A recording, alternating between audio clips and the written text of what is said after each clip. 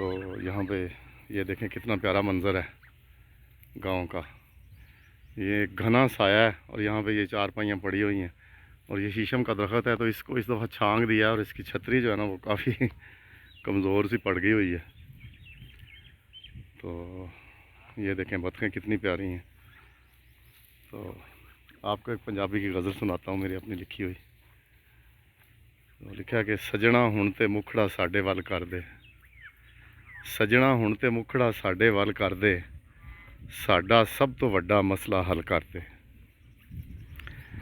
ते फेर के पासा जद भी कोलों लंघना है, फेर के पासा जद भी कोलों लंघना है, वेखण वाले लोकी हस के गल कर दे। ते तंदूरां वांगू तपदी दिल दी धरती है, तंदूरां वांगू तपदी दिल दी धरती है, प्यार दा मींह वरसा के तू जल थल कर दे।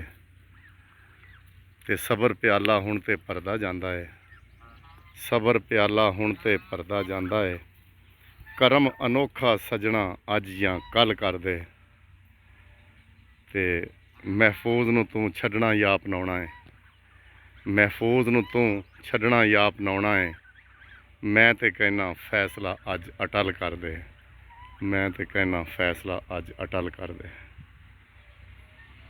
वस्सलामु अलैकुम वरहमतुल्लाहि वबरकातुहू।